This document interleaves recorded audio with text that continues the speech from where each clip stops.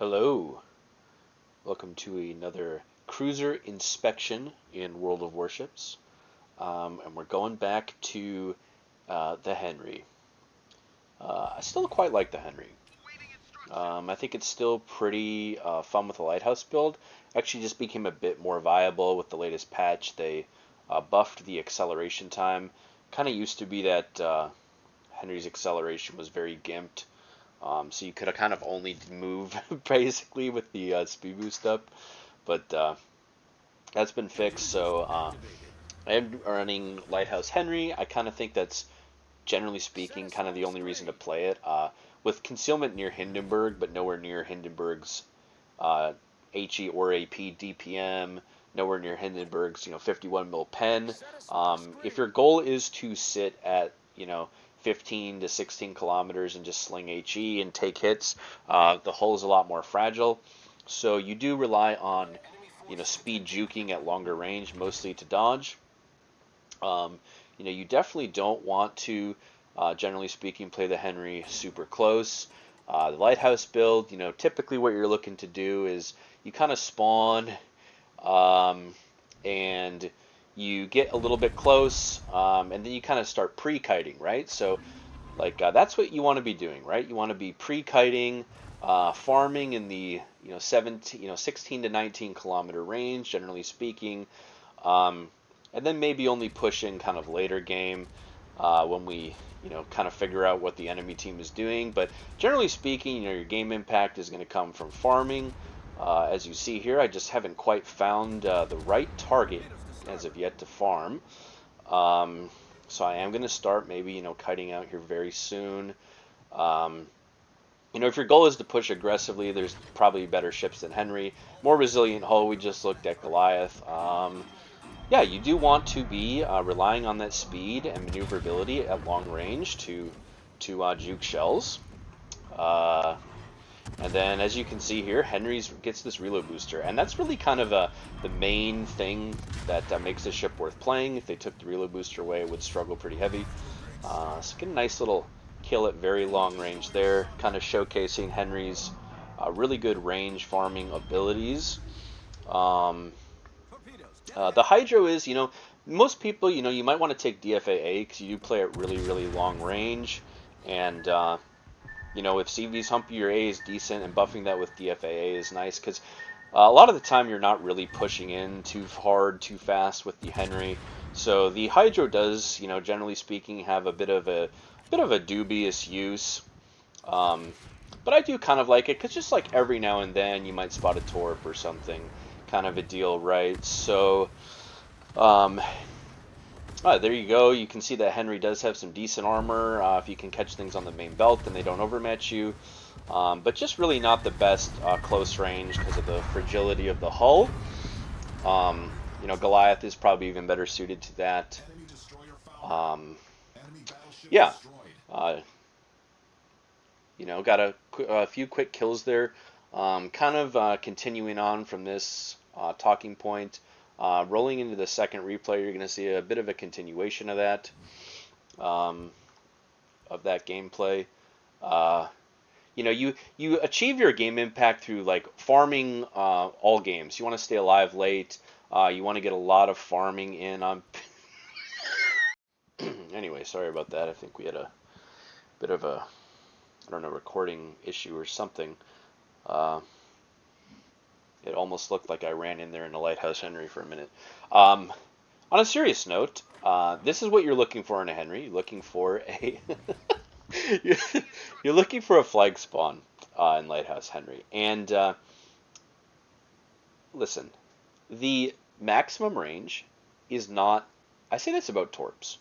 Just because you have a max range does not mean that is the suggested range you should be playing at. Okay. Even in a lighthouse ship, you should always be trying to start the game at very close range.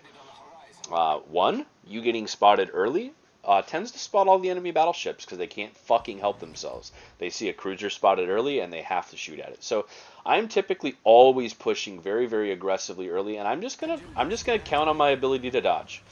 Uh, do you sometimes get slammed? Every now and then. In a ship like Henry with speed boost up, it's real hard to get slammed in this thing. Uh, especially now that they buffed. I mean, I hate to even say buff. Really, they just reverted the changes they made back in the day because people cried about Lighthouse Henry too much, um, and they nerfed the engine, the acceleration. But now it's back to like I guess how it was. And this has the kind of acceleration where like you can literally just wait and see what people do. There's not a lot of ships like that, you know, especially without speed boost.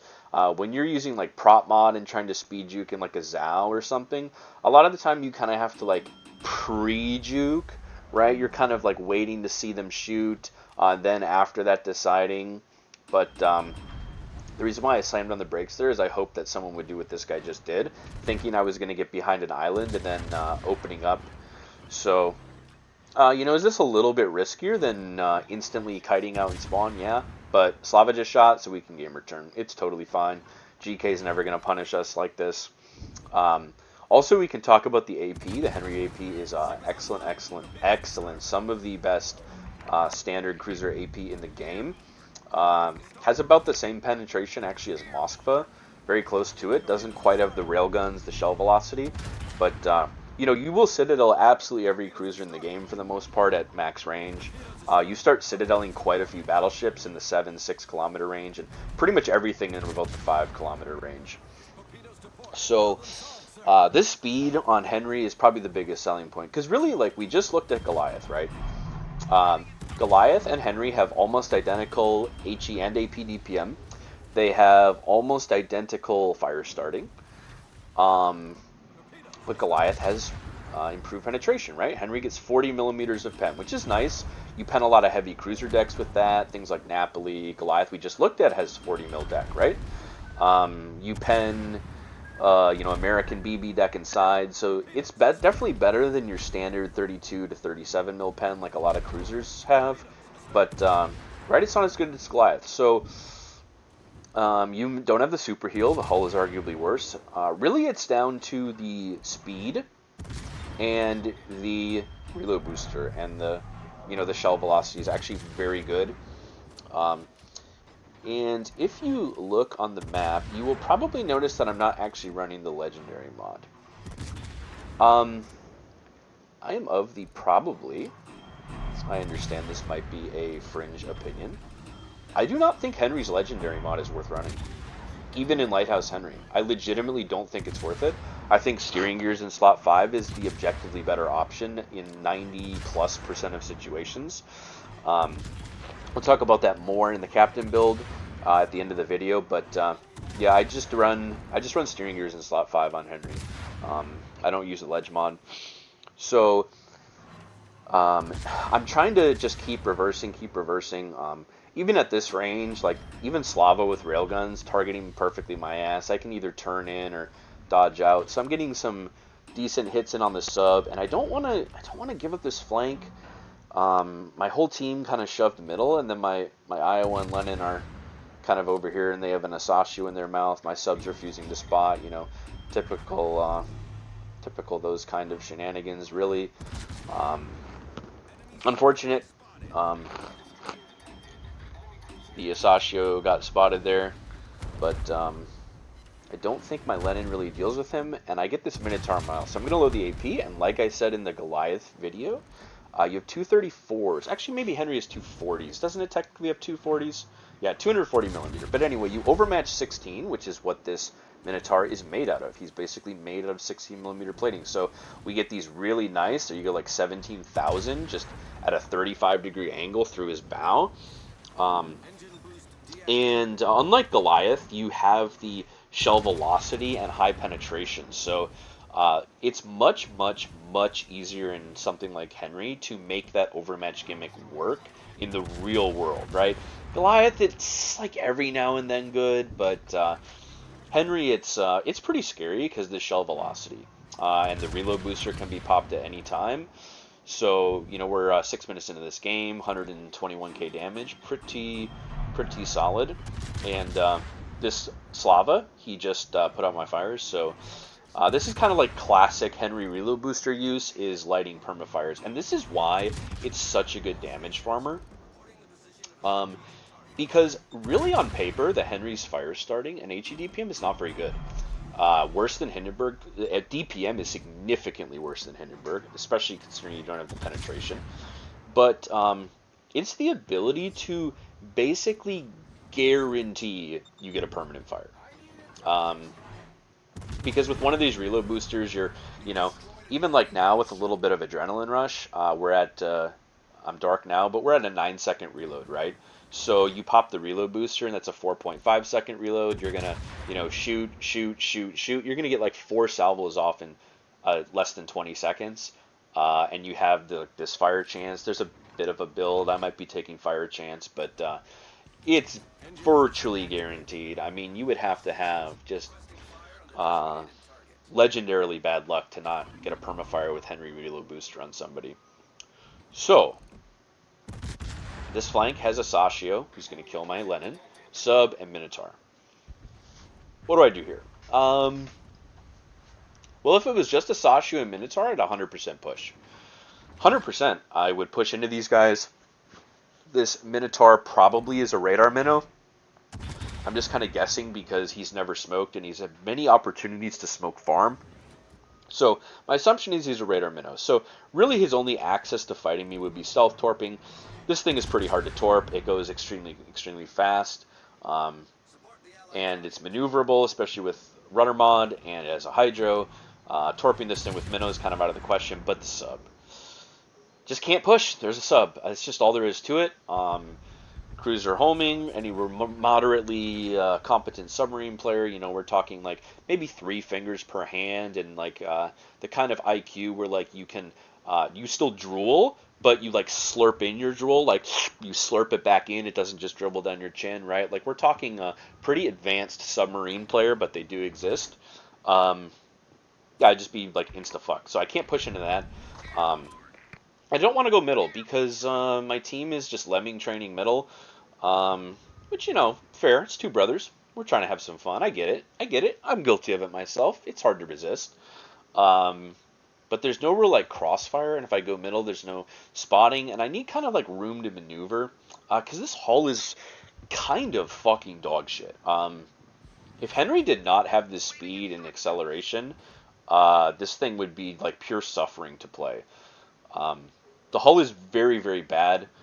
One of the worst tier 10 heavy cruiser hulls in the game. Like I said, it's down to, Zhao has a very bad hull as well, but it's nimble. And then Henry also has a very bad hull, but it's quite hard to hit, especially even just opening the range up to around like 16 kilometers. This thing becomes quite obnoxious to hit in most battleships. And especially things with slower shells that don't overmatch you, you can kind of just park in their mouth and be like, oh, he shot my nose, reverse at, you go from 0 to 20 knots in reverse in like 5 seconds.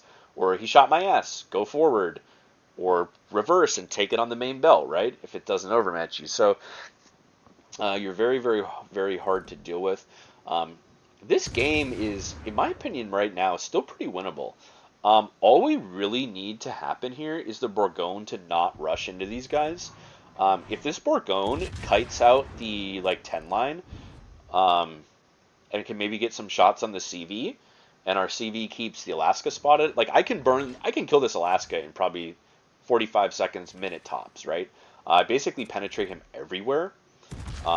Crazy fire chance. He takes 60-second fires, right? So like all I need to happen in this game is CV just spots Alaska for less than a minute, and Bourgogne runs down the 9-10 line, and we are probably very capable of winning this game. So what does that mean is going to happen? Well, of course it means that every person on my team is going to do like the one thing that's going to absolutely guarantee that we cannot possibly win, because after all, we are playing World of Warships, the actual game that exists in real life, with the quote-unquote human player base that exists in this game. And look how low I already have this Alaska. Like, quite literally, all that has to happen, he just needs to stay spotted for literally 30 seconds. Like, 30 seconds of spawning, my CV can just go down the 9-10 line, spot him for 30 seconds, I kill him, and then I can just push. I can just push for free. I can get on this Kearsarge broadside, everything. And, of course, we're not going to keep him spotted. The Asashio backed up, I think, just barely enough to get spotted by Moscow radar. So I'm going in, and you see here, I kind of just guessed when Alaska would fire and slammed on the brakes, and you see just how fast this thing goes from like high 30 knots to like 15, 20 knots, and he basically misses his whole salvo, and now I can gamer turn out because his shells aren't probably going to come in time. Henry also has a bit of spaced armor. It's like semi-troll armor, but uh, it's mostly just troll against cruisers that you're slightly too broadside to. It doesn't really troll your way out of getting slammed by a battleship. So, we're just going to refuse to spot Alaska. Classic CV gameplay, never spotting the only ships that matter. We love it. We love it. And so he's going to get to heal, and he's going to get to live. And because he's still alive, I am not able to like aggressively fight the Kearsarge, to play like a bit of a bitch, which is quite unfortunate. Quite unfortunate. I could actually already have shots on the CV itself, and we would still have a very, very, very solid chance to win. But now I'm kind of, the Kearsarge is coming, the Alaska's here, Alaska's definitely going to shoot me. So, and I don't have my speed boost, so I definitely do not want to gamer turn on either side of this rock just yet. So I'm just kind of gimping my damage. I'm shooting one turret, and I'm just waiting for that speed boost to come back. Then I can, make some things happen. So really unfortunate. If either my Kid, my Bourgogne, or my CV had enabled the, admittedly hard to unlock perk called Room Temp IQ, I could already be balls deep in here, killing the CV, giving us a good chance to win the game. But it's basically unwinnable now because those things did not happen. So we just are going to have to go back into kite farming. Pretty good damage already, 182. That's going to go up a decent amount higher. But it's now unwinnable. Yeah, there were a couple of things. If one of three things had happened, I'm just, it's frustrating, right? It's frustrating being in these games. And the Henry, that kind of trolley first replay aside, it can't really push. Maybe if you stayed full HP the whole game, it can push a little bit. Also here, basically all our Chukalov has to do is not what he's doing. There's literally no reason for him to leave his island. Like, if you look at the game, like, there's literally no reason for him to be moving. I actually have no idea why he is moving. There's nothing that could shoot him behind the island at all. Very, very, very interesting gameplay decision making. It's probably not winnable, but this game could probably be a bit better if the Chukalov ended up staying alive, which he just magically didn't because he just walked out in the open. So I'm sitting really close to this rock, and you can see the, especially with the reload booster up, the disgusting damage, the disgusting damage, and I get my speed boost that you get with Abanu when you get 2 million potential damage. And then you see the Kearsarge is able to shoot my CV because, again, he's really just making the dumbest play humanly imaginable. That's all there is to it. And this guy damage con, but at this angle, this guy is 406s, and I can just like kind of chill here. If he shoots my bow, which is 25, he'll just overpen me like from rear to front. And then he can't access my ass, which he can maybe sit me through or get some nice pens. So really just kind of an unfortunate game. Yeah, just kind of an unfortunate game, but the Henry does just farm damage still quite excellently. I would still argue that the Hindenburg probably does more consistently farm damage, but the Hindenburg is a bit less survivable, undeniably. I mean, you see they're like 7k with HE. This is a target where it doesn't really matter, and we can load AP now. You see there, he got like a superstructure overpen, and then big hit with AP, and he hit all three of my random torps. But yeah, my CV died because he ran out from the rock for literally no reason. So kind of unfortunate. And that's the game over. And what's interesting about this game is if the Alaska had not been allowed to live, it would not be winnable. It would not be winnable. But if the Alaska had not been allowed to live, this would have been an even better game. I'm almost gonna live. I'm almost gonna live at the end of this with 2 kills. If there was no CV, for sure. Like I said, if our team had let me kill that Alaska 3, 4 minutes ago, and I had pushed, this game probably could have been a win.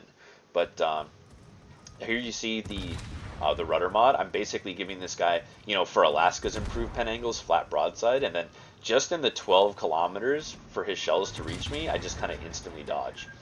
Um, so I'm trying to, I'm going to have to take one torp, but you see how effortlessly, this is the value of rudder shift, is it doesn't do that much for you at super max long range, but in this kind of close range fight, like, you legitimately can juke shells at like 8, 10 kilometers. So I got a permafire on that guy, and I'm instantly loading the AP for this minnow. Uh, and it's really unfortunate that these bombs were here, because I would not have died. I would not have died. I probably would have killed both those guys. A little bit of cope, a little bit of damage from him at the end, but 280, 281. Like I said, you're not watching this channel for tips on how to expertly damage farm. So, if I can farm in things like Hindenburg, Henry, you can too. I enjoy Henry, but here's my problem with Henry. The Condi exists. That's ultimately my problem with Henry, is that the Condi exists. And Henry is kind of irrelevant unless you take Lighthouse, in my opinion. Like, playing full concealment Henry doesn't make a lot of sense to me. But I don't like farming in the back of the map. And Condi, because it has the demonic AP burst, you definitely don't want to take Lighthouse on Henry. It's a bit of a troll, because in Henry, the whole point is that you push in and you just fucking insta-delete something with the burst, right? Henry doesn't have that. So you have to achieve the game impact over time, whereas Condi can basically win your team the game with 2 or 3 AP and HE bursts.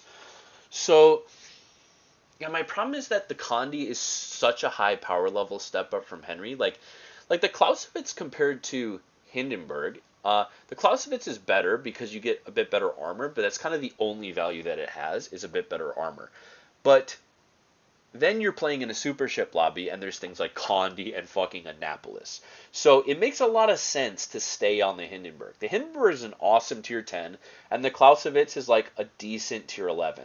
The Henry is the opposite. The Henry is a decent tier 10, and the Condi is a tier, what is it? Is it a tier 13 ship? A tier 14 ship? It's so astronomically overpowered. Same thing with Annapolis. So astronomically overpowered compared to the tier 10 competition. That, like, there's just kind of, like, there's just no, like, why would I play this?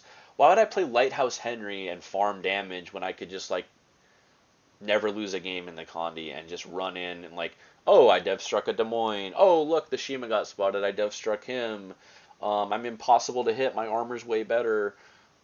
You know what I mean? It's so. Is a Henry worth grinding in 2024? 100%, because it gets you the Condi. That's really all there is to it.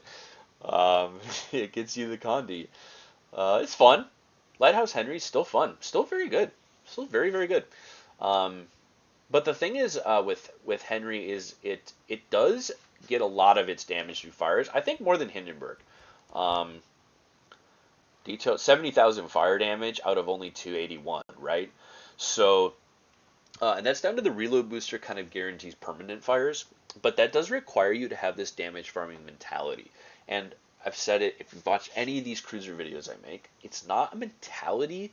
Like, if I have a Slava pushing in on 30,000 HP, and I get a double permanent fire on him, and there's 100,000 HP GK with no fires on him behind him, I don't shoot the GK, because my brain is wired to say, I want to help my team by killing a max adrenaline rush battleship who might get a salvo off and kill my teammate.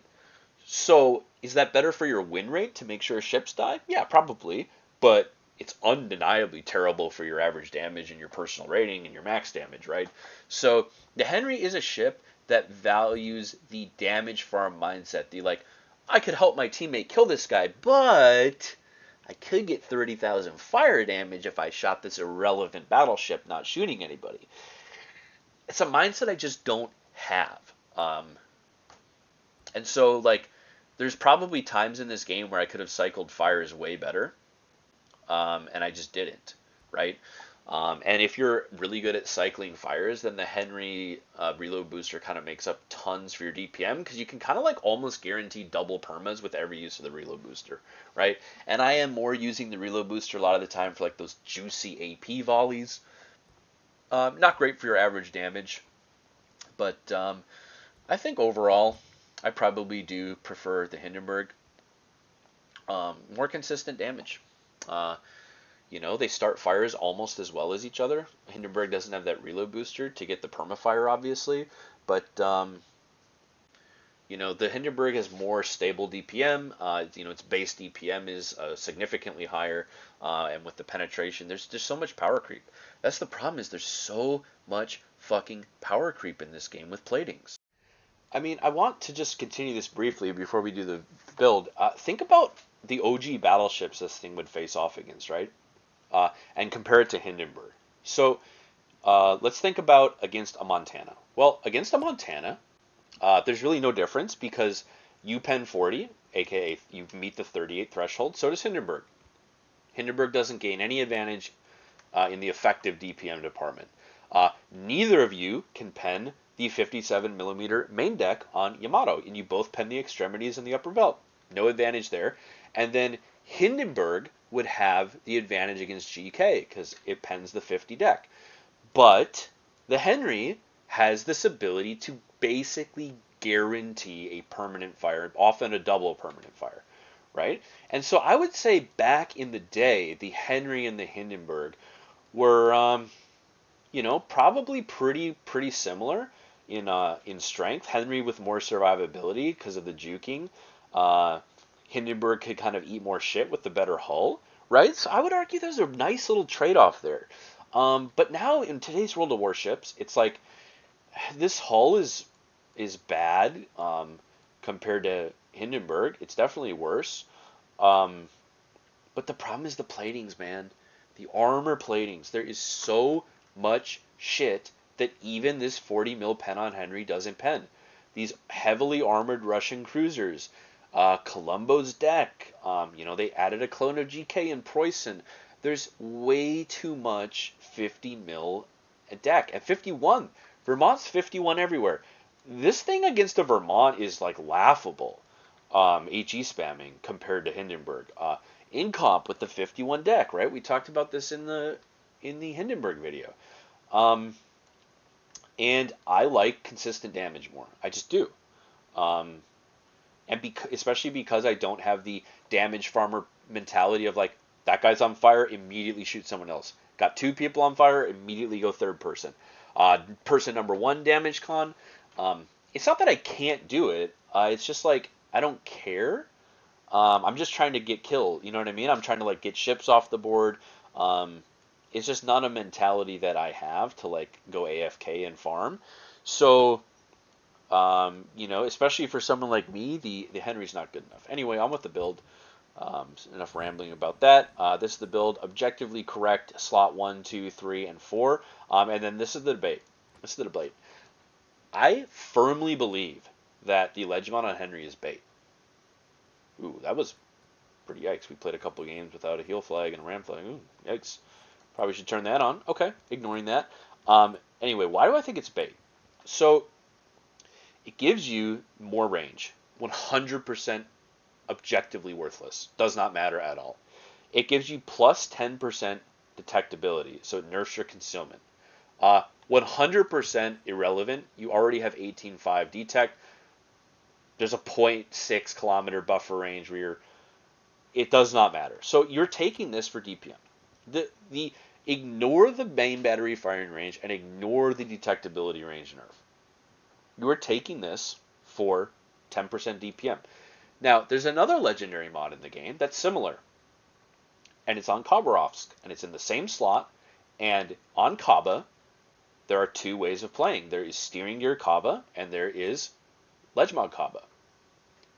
Now, the question is on Kaba, does going from 13.5 to 14.8 range help you? Holy fucking shit, yes it does. Oh my god, on Kaba does that extra range increase help the fuck out of you. Is it painful to not have steering gears on Kaba? Maybe a little bit. But is the range incredibly usable and makes your boat way more effective at farming damage? Yes. And that is the point on Henry, is the steering gears on Henry is so fucking nice. Um, it's so nice, I can't imagine ever getting rid of it for 10% DPM. I mean, you saw in the end of that last replay, the second replay, like, this Alaska can't hit me at 8 kilometers because I have steering gears. I'm whipping this ass around like crazy, right? And again, back to turning circle. You have 840, which is fairly okay. And then without steering gears, you have like, I want to say it's maybe 11 seconds, something like that. Rudder shift, and this gives you down to 7. 7 combined with this turning circle makes you actually turn a lot faster. So while this doesn't matter at AFK farming range, and if that's your plan in Ledge Mod Henry and Lighthouse Henry, your plan is I will literally never fire a shell inside of 10 kilometers, then okay, grab the Ledge Mod. But the second you have to push in, the steering gears on Henry will just like save you from getting 20k by a Vermont, save you from getting 10k by a Montana, you name it. And so the question then is like 10% DPM in the first 10 minutes of the game worth living a full minute, 2 minutes, who knows how much longer because you took steering gears? That's my mentality on it. I think that the ledge mod is just like completely overhyped. 10% DPM is great. But I would argue, at least the way I like to play, I don't give a fuck about that compared to steering gears. I would like the amount of shit steering gears on Henry gets you out of is it's crazy how much damage that shit makes you dodge. My opinion on it. Also, I certainly don't like the ship enough. Like, even if the ledge mod, in my opinion, was worth it, I probably just wouldn't get it on Henry because it's like, when it comes to lighthouse cruisers, I can play Ven, which is to me way more fun. Ledge mod Ven is a fucking blast to play, right? So, and I can play other lighthouse builds that are more enjoyable. I'd rather play Lighthouse Salem. I think it's silly, goofy. But Lighthouse Henry's good. It is probably the way I would recommend playing the ship overall. This is the build. This is kind of like the objectively correct lighthouse build on almost any ship. Really, the only thing you would maybe change is you grab PT. As you know, I don't give a fuck about PT. And because the speed boost lasts so long, an extra 10% does give you about 20 more seconds of speed boost per rip. And even with Superintendent, keep in mind, you get 4 speed boosts, so you can have speed boosts like basically the entire game. So you have a 260 second speed boost instead of a 235 second speed boost. Does it really matter? No, I'm also running this. I think you definitely should run that. If you're gonna go ledge mod and go full AFK, committing to AFK, maybe consider DFAA. Henry's AA is very okay, but like if your plan is to never be within 12 kilometers of an enemy boat, then what's the value of Hydro, right? So that is the captain build. Obviously full conceal. You would still take top grade gunner on a standard cruiser build. Really, the only thing that changes between Lighthouse Henry and Standard Henry is you just basically swap heavy HE and a 1-point skill. Unfortunately, that probably does usually mean giving up last stand for concealment. And yeah, that's 32.7 second turret traverse with grease the gears. Now, as you saw in the second replay, I gained speed because I tanked 2 million potential, and this perk gives you 500 more HP. I mentioned in my Marceau video that I think Abonneau is objectively better on some ships and debatable on others. I think Henry's very debatable. The reason why I think it's very debatable on Henry is the Honor Captain gives you improved turret traverse. Improved AR, everyone talks about the improved AR. Improved AR is great. I like improved AR. It's really good on Henry. You're going to lose HP and you're a DPM machine.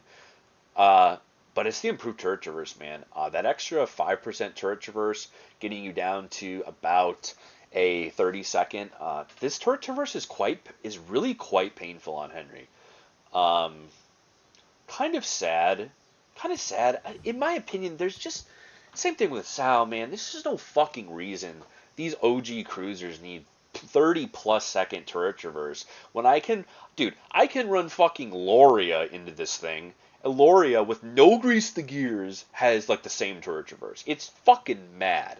It's absolutely fucking mad that these OG cruisers have turrets that are slower than these newer battleships. It's retarded as fuck. Like, is this thing going to be overpowered if you gave it 20% better turret traverse? No, it just wouldn't be a fucking nightmare to keep your turrets on target when you're dodging shit. And this ship isn't OP. It's like, you're getting farmed by a Lighthouse Henry. Like, truly a skill issue, dude. I don't know what to tell you.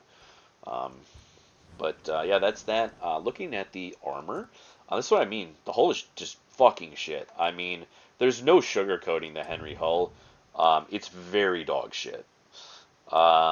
Like I said, here's kind of what I'm talking about, the spaced armor. Now listen, the spacing on this armor doesn't really do anything for you. It's so lightly spaced, we can peel away that. Um, really, the value of Henry's armor is against cruiser AP. Because any battleship shell that hits you is going to fucking arm on this armored belt. It's 140. It's going to arm every battleship shell in the game, and there is very little spacing. Unless you are like this kind of angle to like Vincent, short fuse AP, maybe you get like overmatched. It doesn't ricochet here, and maybe it doesn't arm. I don't know, dude. I think that's not happening in any normal universe. The true value of this is against cruiser AP because it's 140 and it's nicely sloped. So you have 30, 140, that's 170, and then you have another 45. So you have 215. But again, this part of the torp plating, the armor belt, torp protection, is very nicely sloped. So this 140 is probably more effectively closer to something like 160, giving you, comfortably well over 200 mils of of protection. And because you have really, really improved AP compared to most normal cruisers, like this thing against the Hindenburg, you can go flat to Hindenburg AP at like say 17 kilometers, and Hindenburg is not going to citadel you. It just doesn't have the penetration, right? But you have the penetration to citadel it.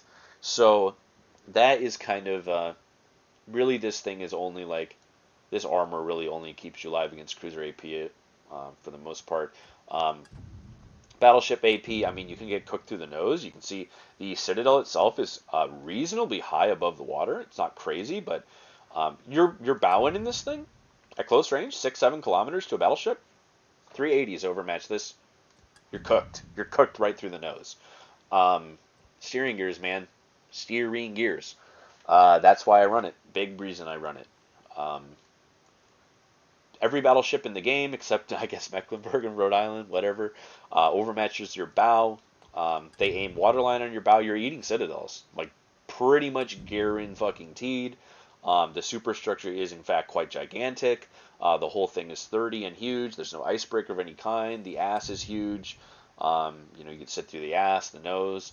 So that's kind of why the Lighthouse Henry is almost objectively the correct way to play Henry.